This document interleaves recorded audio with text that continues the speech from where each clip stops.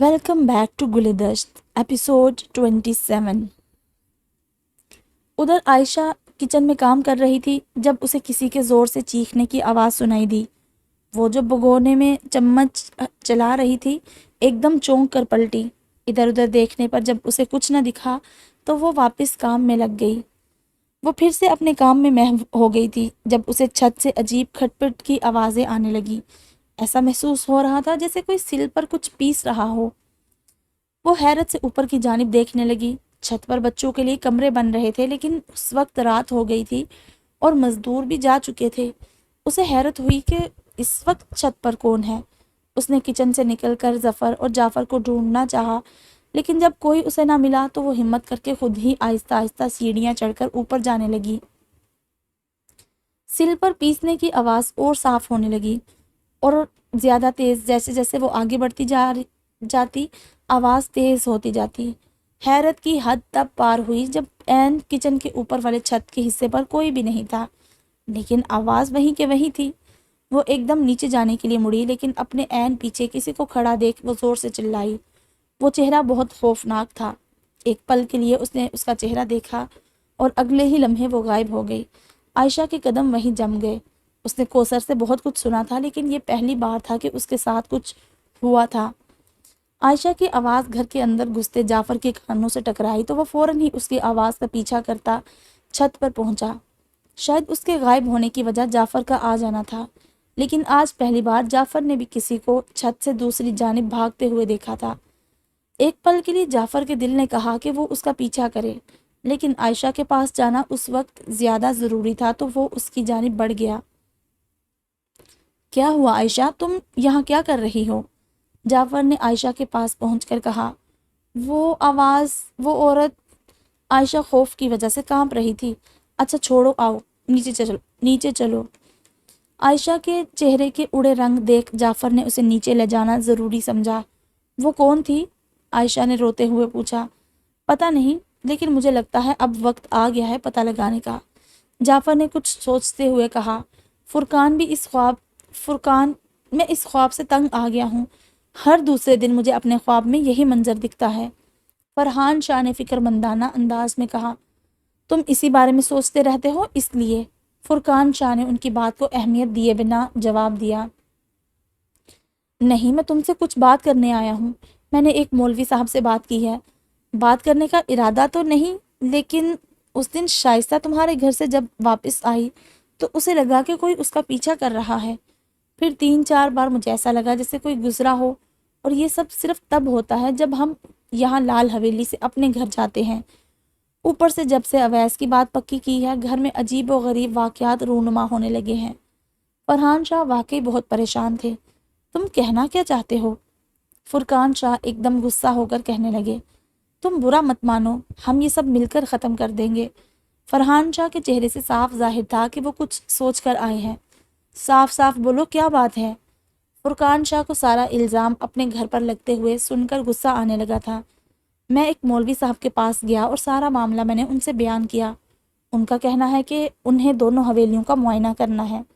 یوں کچھ بھی کہنا ٹھیک نہیں ہوگا لیکن انہیں ظفر کی جانب سے ہلکا ہلکا شک ہے۔ فرحان شاہ نے نیچے دیکھتے ہوئے کہا۔ کیسی باتیں کر رہے ہو؟ وہ مولوی اور کچھ نہیں گھر بار دیکھ کر تم سے پیسے اینٹھے گا اور کچھ نہیں، اور رہی بات کسی سائے کی تو تم سب کو وہم ہو رہا ہے اور کچھ نہیں۔ کوثر کی باتیں سن سن کر تم سب پاگل ہو گئے ہو۔ فرقان شاہ سخت تاثرات چہرے پر لاتے ہوئے بولے۔ نہیں، ایسا کچھ نہیں ہے، جو ہو رہا ہے وہی کہہ رہا ہوں۔ اگر کچھ تمہارے سامنے نہیں ہوا تو اس کا ہرگز یہ مطلب نہیں کہ وہ ہے ہی نہیں۔ میں انہیں بلا رہا ہوں اور مجھے کچھ بھی کر کے اس مسئلے کا حل نکالنا ہی ہے۔ اللہ نہ کرے کچھ اونچ نیچ ہو گئی تو۔ آج پہلی بار تھا جو ان دونوں بھائیوں میں اختلاف رائے قائم ہوا تھا اور وہ یہ سب دیکھ خوش ہو رہی تھی۔ وہ یہاں آئی تو ظفر کے پیچھے تھی لیکن اب آ گئی تھی تو آ گئی تھی۔ اب اسے ایک ایک کو ڈرا کر مزہ آنے لگا تھا۔ تھوڑا سا ہی کچھ کرنے پر جب وہ سب خوفزدہ ہونے لگ جاتے تو اسے اپنی طاقت کا اور زیادہ احساس ہوتا۔ طاقت کا نشہ تو ہوتا ہی ایسا ہے کہ اب چاہے جن ہو یا انسان اس کے نشے میں ڈوبتا چلا جاتا ہے۔ لیکن اس بار وہ تھوڑی خوفزدہ بھی ہوئی تھی، کیونکہ فرحان شاہ کیا کرنے جا رہے تھے اسے اس بات کا علم بھی نہیں تھا۔ کچھ ہفتوں بعد فرحان شاہ اپنے ساتھ ایک مولوی کو لیے لال حویلی کے اندر داخل ہوئے۔ فرقان شاہ جو کہ پہلے ہی اس سب کے خلاف تھے، مولوی کو دیکھ آگ بگولا ہو گئے۔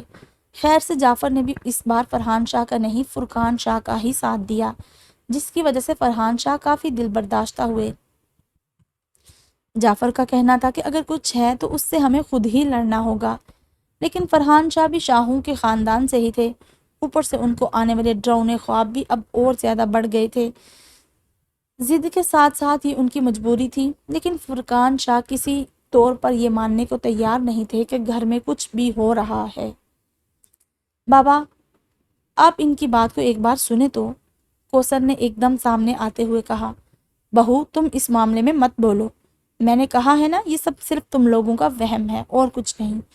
اگر کچھ ہوتا تو مجھے بھی محسوس ہوتا۔ فرقان شاہ ابھی بھی اپنی بات پر اڑے تھے۔ یہ بھی حد ہے، ہم سب کا یہاں حال برا ہے اور انہیں نہ جانے کیا ہو گیا ہے۔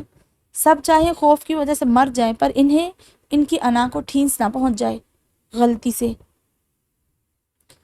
کوثر پیر پٹکتی وہاں سے یہ کہتی ہوئی چلی گئی۔ اس کی بات درست تھی، لیکن انداز اس قدر کڑوا تھا کہ فرقان شاہ کو اور غصہ آنے لگا۔ دیکھیں محترم، آپ کے گھر میں بہت کچھ عجیب ہے، مجھے موقع دے، میں اسے دور کر دوں گا، ورنہ اس کے ارادے مجھے صحیح نہیں لگ رہے۔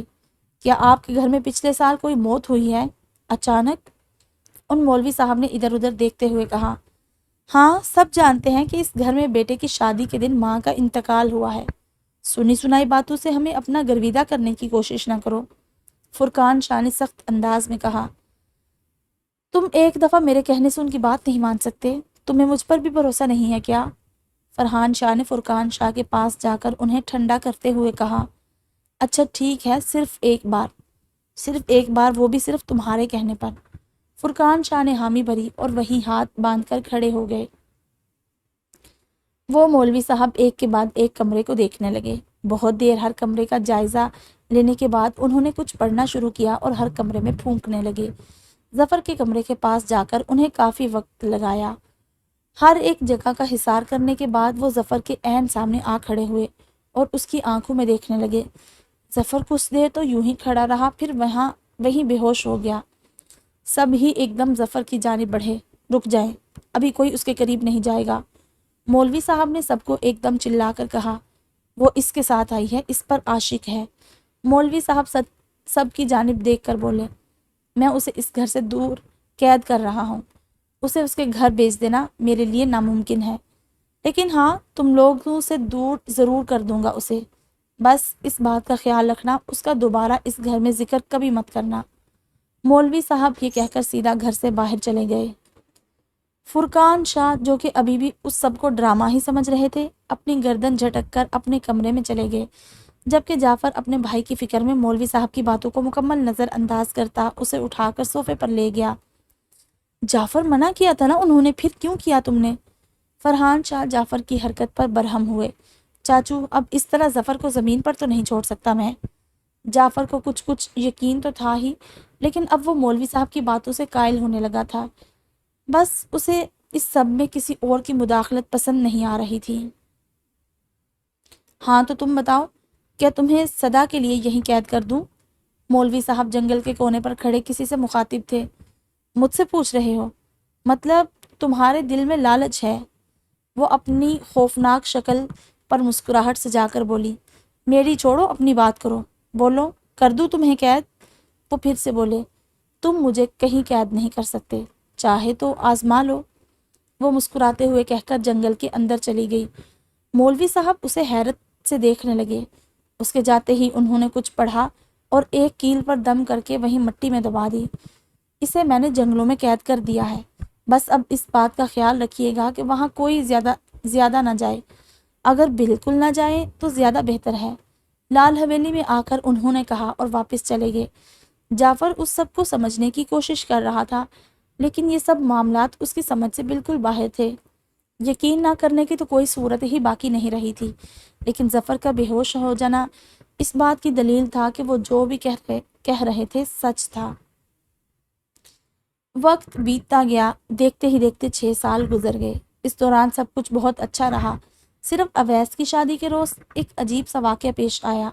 جس روز اویس کا ولیمہ تھا، فرقان شاہ کا بری طرح سے ایکسیڈنٹ ہوا اور اس ایکسیڈنٹ کے نتیجے میں انہوں نے اپنی دونوں ٹانگیں کھو دی۔ یہ سب کے لیے ہی افسوسناک خبر تھی، لیکن ان کی جان کا بچ جانا بھی کسی معجزے سے کم نہیں تھا۔ اسی لیے سب نے اسے اللہ کی رضا سمجھ کر قبول کر لیا۔ البتہ جعفر کو اس سب میں کچھ گڑبڑ محسوس ہو رہی تھی۔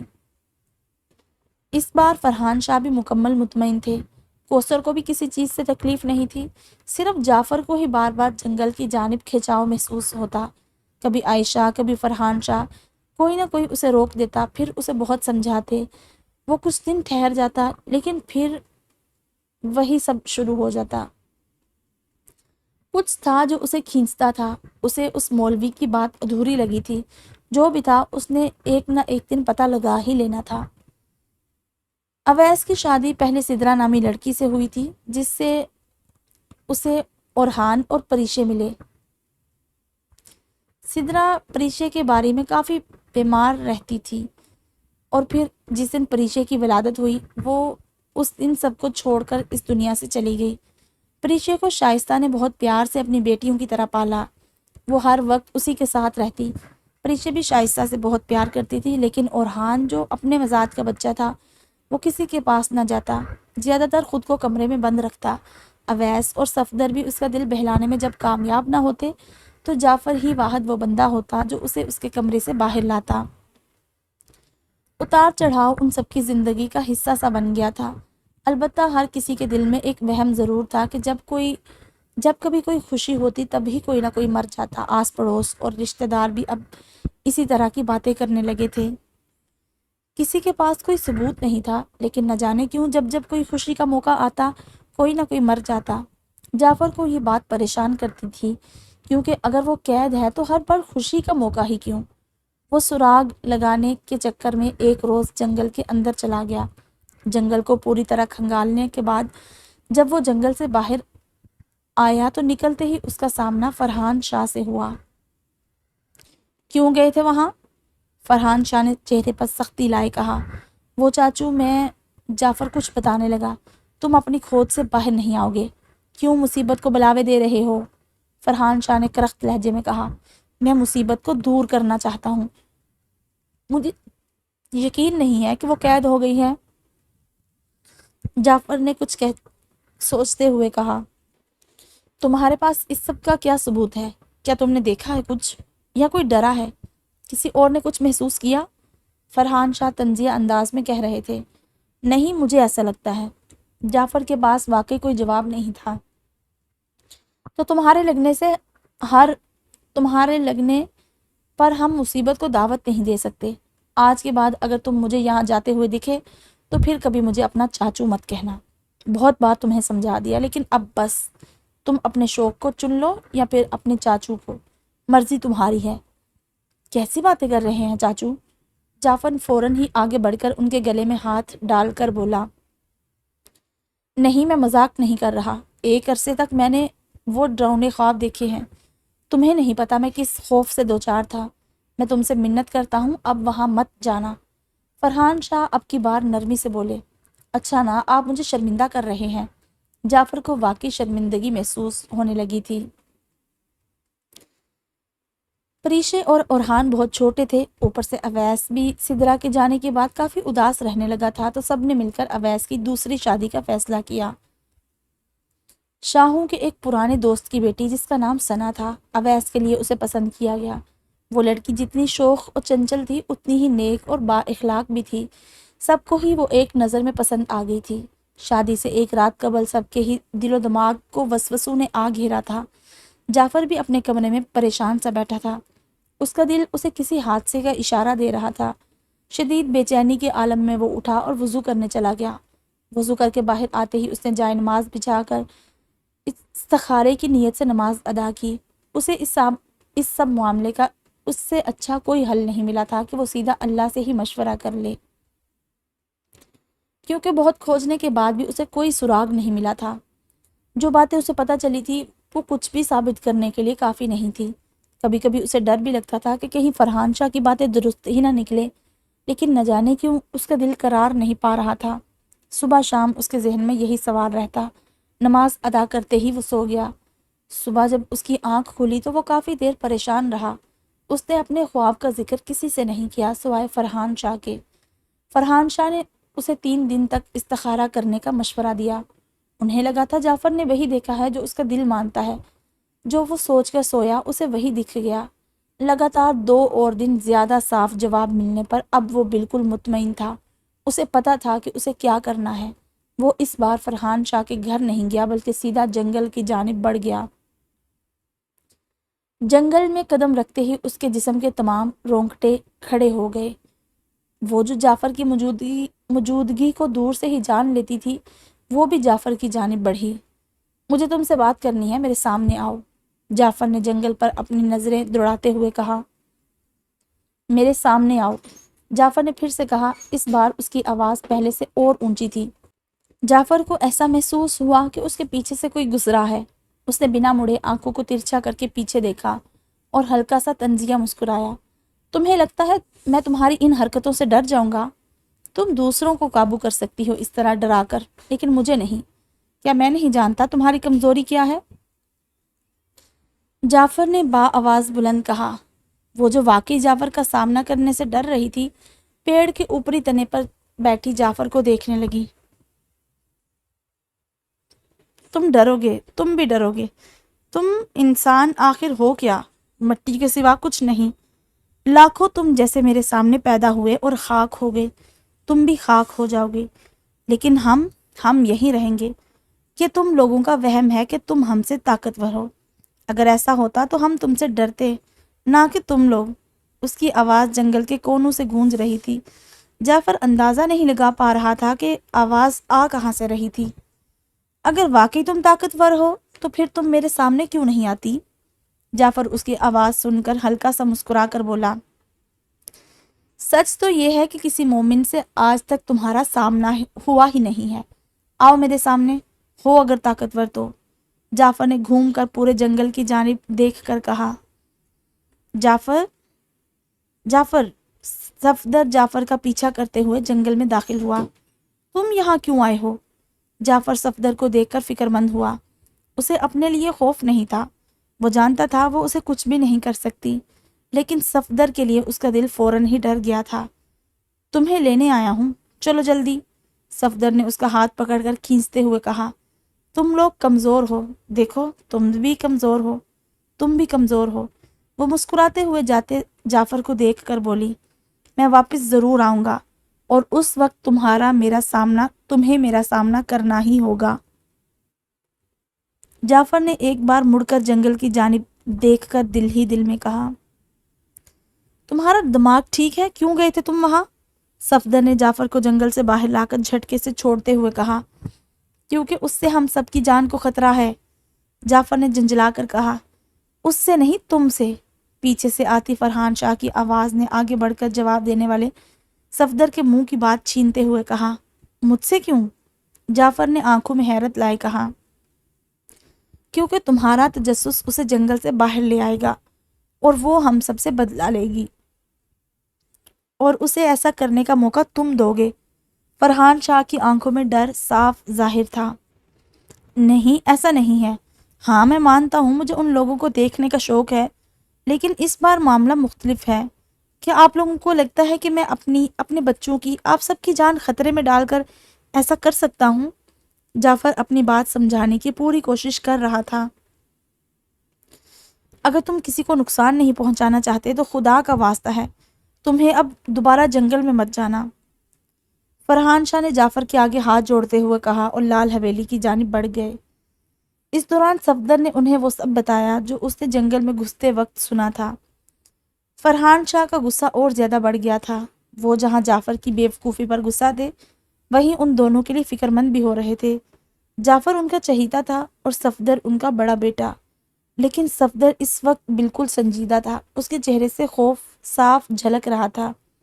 صفدر 2 بچیوں کا باپ تھا اور یہ سب اسے اپنی فیملی کے لیے فکر مند کر رہا تھا۔ اس نے کئی بار جعفر کو سمجھایا تھا، واسطے دیے تھے۔ جعفر خود سری اس کے جعفر کی خود سری اس کے ذہن کو الجھا رہی تھی۔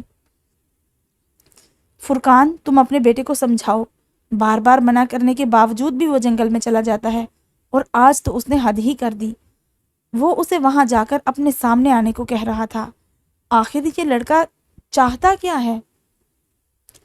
فرحان شاہ بے بسی بھرے لہجے میں کہہ رہے تھے۔ وہ جنگل میں پہلے بھی جایا کرتا تھا، اور اس طرح کے کام تو وہ ہمیشہ سے ہی کرتا آیا ہے۔ تم جانتے تو ہو اسے، پہلے تو تم ہی تھے جو اس کا ساتھ دیتے تھے، اب تمہیں کیا ہو گیا ہے؟ فرقان شاہ نے بہت نارمل انداز میں جواب دیا۔ پہلے میں اور اب میں بہت فرق ہے۔ پہلے کسی کی جان کو خطرہ نہیں ہوتا تھا، پہلے سب کچھ مزہ اور تفریح کے لیے ہوتا تھا، لیکن اب یہ سب جان لیوا ہے۔ کیا یہ ہم سب کو کفن میں لپٹا دیکھ کر ہی باز آئے گا؟ فرحان شاہ کا لہجہ اب سخت ہو گیا تھا۔ کسی کی جان کوئی نہیں لے سکتا جب تک اللہ نہ چاہے۔ تم کیوں اپنا بھروسہ اللہ سے کم کر رہے ہو؟ تمہیں اس سے ڈر لگتا ہے، جبکہ ڈرنے کا حق صرف اللہ کا ہے۔ فرقان شاہ بھی تیز آواز سے بولے۔ مجھے اپنے لیے نہیں، اپنوں کے لیے ڈر لگتا ہے۔ میں اپنوں کو کھونے سے ڈرتا ہوں۔ فرحان شاہ کی آنکھوں میں یہ کہتے ہوئے دو موتی ابھر آئے۔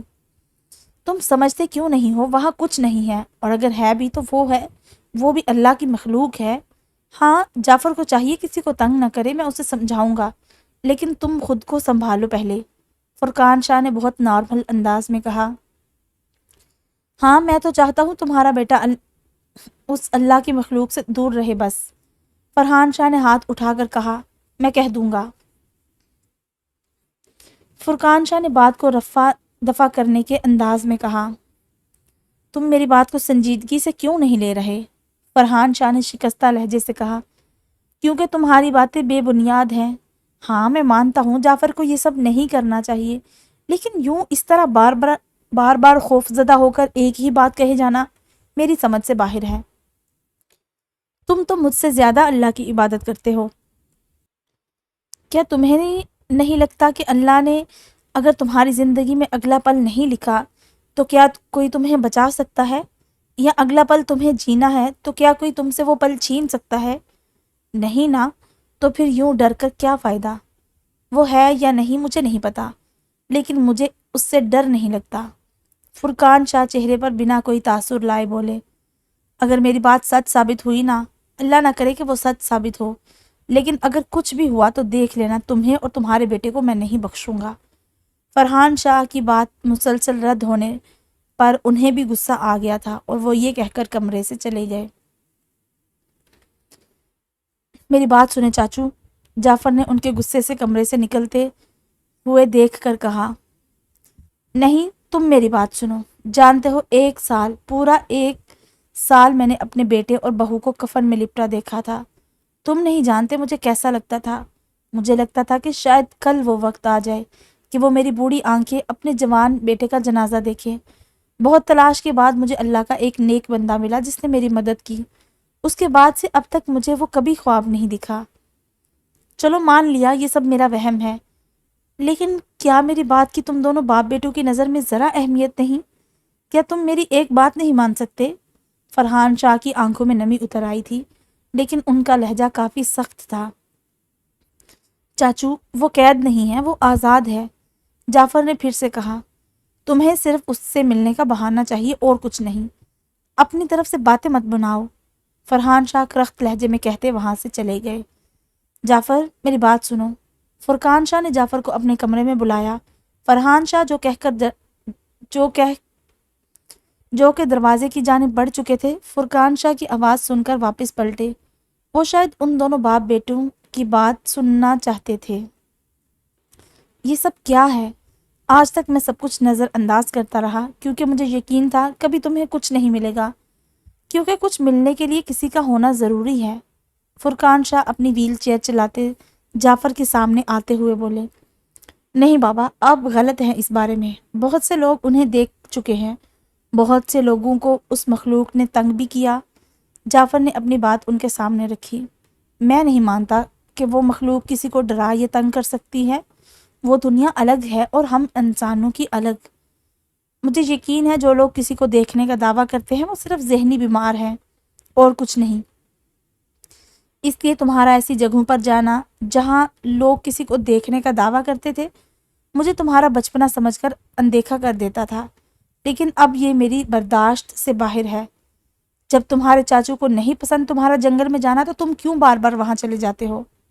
فرقان شاہ بنا چہرے پر کوئی تاثر لائے بولے، بابا میں آپ کو کیسے یقین دلاؤں؟ وہ یہاں کی نہیں ہے، اسے یہاں قید کیسے کر سکتے ہیں؟ اور آپ کو کیا لگتا ہے وہ ایسے ہی قید ہو سکتی ہے؟ وہ ہمارے دلوں میں خوف پیدا کر کے ہی خوش ہے۔ میں نے استخارے میں دیکھا ہے وہ ظفر کے ساتھ بندی ہوئی ہے، اس کی ضد کی وجہ ظفر سے کوثر کی شادی ہے اور کچھ نہیں۔ مجھے بیچ کا راستہ نکالنا ہی ہوگا۔ چلیں آج وہ قید ہے، آج ہم نہیں جائیں گے، لیکن کل کوئی اور تو جائے گا نا جنگل میں، تب کیا؟ میں چاچو کو کیسے سمجھاؤں؟ آپ یقین نہیں کرتے، وہ میری بات نہیں سنتے۔ مجھے پتا ہے اس کا کیا کرنا ہے، آپ لوگ مجھ پر بھروسہ کر کے تو دیکھیں۔ جعفر اس بار جنجلا کر بولا، تم پر بھروسہ کر کے اگر وہ بے لگام ہو گئی تو پھر ہم کیا کریں گے؟ فرحان شاہ کمرے میں داخل ہوتے ہوئے بولے، وہ ابھی بھی بے لگام ہے، یہ صرف آپ لوگوں کا وہم ہے کہ وہ قید ہے۔ میں آپ لوگوں کو یہ بات ثابت کر کے ہی رہوں گا۔ جعفر اپنی بات سمجھا کر تھک گیا تھا۔ تم اسے ہم سب کے سر پر مسلط کر کے ہی مانو گے اور کچھ نہیں۔ فرحان شاہ نفی میں سر ہلاتے یہ کہہ کر چلے گئے۔ وہ جو کھڑکی میں کھڑی سب کی بات سن رہی تھی اسے معلوم ہو گیا تھا کہ اسے اب کیا کرنا ہے۔ رات میں اویس کے نکاح کی تقریب تھی۔ ماحول میں موجود تناؤ کسی کو بھی صاف دکھ سکتا تھا۔ سب لوگ ہی اس دوران ایک دوسرے سے کھنچے تھے۔ ایک عائشہ ہی تھی جو سب کے پاس جا کر باری باری سب سے مل رہی تھی۔ بلاخر نکاح کے بعد ثنا کو رخصت کروا کر سفید حویلی لے آئے تھے۔ شادی بہت سادگی سے ہوئی تھی تو زیادہ مہمان وغیرہ کو بلایا گیا ہی نہیں تھا، تو سبھی اپنی اپنی گاڑیوں میں گھر واپس آ گئے تھے۔ ہیرا جو کہ فاریہ کی بہت اچھی دوست تھی، فاریہ کے ساتھ ہی گاڑی میں چلی گئی تھی۔ سبھی لوگ تقریباً ساتھ نکلے تھے۔ ایک کے بعد ایک جب سب گھر پہنچ گئے تو صفدر اور شائستہ کی غیر موجودگی سب کو پریشان کرنے لگی۔ صفدر کہاں رہ گیا؟ فرحان شاہ نے فکر مندانہ انداز میں کہا، پتہ نہیں، نکلا تو ساتھ ہی تھا۔ جعفر نے بھی رستے پر نظریں رکھے کہا، آ رہے ہوں گے، ہو سکتا ہے کہیں رک گئے ہوں۔ فرقان شاہ نے لاپرواہ سے انداز میں کہا اور لال حویلی کی جانب گئے۔ آ جائے گا، فرحان شاہ نے بھی حامی بھرتے ہوئے کہا اور سفید حویلی کے اندر چلے گئے۔ عائشہ ثنا کے ساتھ سفید حویلی میں ہی تھی، اسی لیے جعفر بھی فرحان شاہ کے ساتھ سفید حویلی کی جانب بڑھ گیا۔ صفدر کی گاڑی راستے میں خراب ہو گئی تھی۔ گاڑی کو ٹھیک کر کے اس نے سٹارٹ کیا اور گھر کی جانب بڑھ گیا۔ وہ اپنے گھر سے کچھ دور ہی تھے کہ سامنے ایک دم بلی کے آ جانے سے صفدر نے گاڑی دوسری جانب گھمائی۔ بلی تو بچ گئی لیکن صفدر کا بیلنس مکمل خراب ہو گیا تھا۔ گاڑی ادھر سے ادھر جانے لگی۔ گاڑی میں مسئلہ تو پہلے ہی ہو رہا تھا، اوپر سے گاڑی کا مکمل بے قابو ہو جانا۔ صفدر ایک دم پریشان ہونے لگا۔ شائستہ نے اپنی گود میں بیٹھی عرشیہ کو کس کر اپنے سینے سے چپکا لیا تھا۔ ان دونوں کی آنکھوں میں ڈر صاف دکھ رہا تھا کہ اچانک گاڑی ایک دم فٹ پاتھ سے ٹکرائی۔ اسی دوران شائستہ نے جلدی سے گاڑی کا دروازہ کھولا اور عرشیہ کو گاڑی سے باہر پھینک دیا۔ عرشیہ کے سر پر کچھ چوٹیں آئیں، لیکن اگلے ہی لمحے اس معصوم بچی نے جو منظر اپنی آنکھوں سے دیکھا وہ کسی صدمے سے کم نہیں تھا۔ اس کے ماں باپ جس گاڑی میں تھے وہ الٹی ہوئی پڑی تھی، گاڑی سے خون نکل کر روڈ پر بہہ رہا تھا۔ وہ بہت مشکل سے اٹھی اور گاڑی کی جانب بھاگی۔ شائستہ کی ٹھہری نظریں عرشیہ پر ہی تھی۔ عرشیہ وہیں بیٹھی زور زور سے رونے لگی، لیکن اس انجان روڈ پر اس کی آہو پکار سننے والا وہاں کوئی نہیں تھا سوائے اس کے جس سے اس بچی پر بہت ترس آ رہا تھا۔ وہ اپنی گردن کو بالکل ترچھا کیے اس بچی کو دیکھ رہی تھی۔ وہ وہیں اس کے پاس جا بیٹھی، بہت پیار سے اسے دیکھتے وہ اسے دلاسا دینا چاہتی تھی۔ جب اس سے عرشیہ کا رونا برداشت نہ ہوا تو اس نے اس معصوم بچی کو گلے لگایا۔ عرشیہ کا پورا جسم گرماہٹ محسوس کرنے لگا تھا۔ چند منٹوں میں ہی وہ بے ہوش ہو گئی۔ حادثہ چونکہ گھر کے قریب ہی ہوا تھا تو سب کو جلد ہی خبر ہو گئی تھی۔ سب ہی فوراً حادثہ پر پہنچے۔ جائے حادثہ پر پہنچے۔ شائستہ اور صفدر دونوں ہی اس دنیا سے رخصت ہو گئے تھے، پیچھے بس اپنی دو پھول سی بچیاں چھوڑ گئے تھے۔ فرحان شاہ تو اس منظر کو دیکھ اپنے حواس ہی کو بیٹھے تھے۔ وہ عجیب سے انداز میں صفدر کو گلے لگائے کئی دیر بیٹھے رہے۔ مجال ہے جو ان کی آنکھ نے اس دوران ایک بھی آنسو بہایا ہو۔ جعفر جو کہ سب سے الگ کھڑا تھا، اس کی نظر جیسے ہی بے ہوش پڑی عرشیہ پر پڑی، وہ اسے لے کر ہسپتال بھاگا۔ اگلے چند روز سفید حویلی پر بہت بھاری گزرے۔ عرشیہ کا صدمے سے برا حال تھا۔ ادھر ہیرا بھی کھانا پینے چھوڑے مسلسل روئے جا رہی تھی۔ فرحان شاہ نے بھی خود کو مکمل طور پر کمرے میں بند کر دیا تھا۔ ایک جعفر ہی تھا جو کبھی ادھر کبھی ادھر کر رہا تھا۔ عرشیہ بھی جعفر کے پاس ہی سکون سے سویا کرتی، ورنہ وہ اس قدر ڈر کر روتی کہ پورا گھر سر پر اٹھا لیتی۔ عرشیہ کا رونا بھی فرحان شاہ کو ان کے کمرے سے جب باہر نہ لا سکا تو ایک دم جعفر نے ہمت کر کے ان سے بات کرنے کا فیصلہ کیا۔ چاچو، جعفر نے فرحان شاہ کے دروازے پر ہلکی سی نوک کرتے ہوئے کہا۔ بار بار نوک کرنے پر جب دروازہ نہیں کھلا تو جعفر کچھ دیر کے لیے وہاں کھڑا ہو گیا۔ وہ جانتا تھا کہ فرحان شاہ جانتے بوجھتے دروازہ نہیں کھول رہے۔ نہ کھولنے کی وجہ بھی وہ بہت اچھے سے جانتا تھا۔ خود کو تنہا کر کے آپ کسی پر نہیں، اپنی ذات پر ہی ظلم کر رہے ہیں چاچو۔ آپ نے ہی بتایا تھا کہ درد بانٹنے سے کم ہوتا ہے، اور اب آپ اپنا ہی کہا خود بھول رہے ہیں۔ جعفر نے دروازے کے قریب اپنا منہ کرتے زور سے کہا۔ چاہے غلطی کسی کی بھی ہو، وہ اپنوں کو اکیلا چھوڑنے والوں میں سے نہیں تھا۔ وہ ان کا درد سمجھ سکتا تھا۔ صفدر اس کا بھی دوست تھا، لیکن اندر موجود شخص کا وہ بیٹا تھا جس نے اسے بہت مشکل سے بنا ماں کے پالا تھا۔ وہ اپنے بچوں کے باپ بھی تھے اور ماں بھی۔ جس بچے کو اتنی محنت سے پال پوس کر جوان کیا تھا، اس کے جنازے کو قبر میں اتارنے کی تکلیف کیا ہوتی ہے، وہ وہاں موجود کوئی نہیں جانتا تھا، اور جو اس تکلیف سے گزر رہا تھا وہ کسی کو بھی اپنے دکھ میں شامل نہیں کر رہا تھا۔ چاچو پلیز دروازہ کھولیں، مجھے آپ کی فکر ہو رہی ہے۔ یہ کہتے ہوئے جعفر کی آنکھیں مکمل بھیگ چکی تھیں۔ ماما، بابا، عرشیہ کی چیخ سن کر جعفر نے ایک دم اس کے کمرے کی جانب دیکھا۔ ایک نظر فرحان شاہ کے کمرے کے بند دروازے پر ڈال کر وہ تقریباً بھاگتا ہوا عرشیہ اور ہیرا کے کمرے کی جانب گیا، جہاں چھوٹی سی عرشیہ بری طرح سے اپنی ماں باپ کا نام لیتے ہوئے لوٹ پوٹ ہو رہی تھی۔ کبھی وہ اس طرف جاتی، کبھی اس طرف۔ اس کے ہاتھ پاؤں بھی عجیب سے انداز میں مڑے ہوئے تھے، منہ سے پانی نکل رہا تھا اور آنکھیں مکمل کھلی ہوئی۔ اور یہ تھی ہماری آج کی ایپیسوڈ، جسے ہم ادھر ہی مکمل کرتے ہیں، اور میں امید کرتی ہوں کہ آپ کو پسند آئے گی، اور آپ اس کا اظہار لازمی کومنٹ سیکشن میں کریں گے۔ تو انشاءاللہ ملتے ہیں جلد ہی ایک نئی ایپیسوڈ کے ساتھ۔ تب تک آپ اپنا بہت سارا خیال رکھیے گا۔ اللہ حافظ۔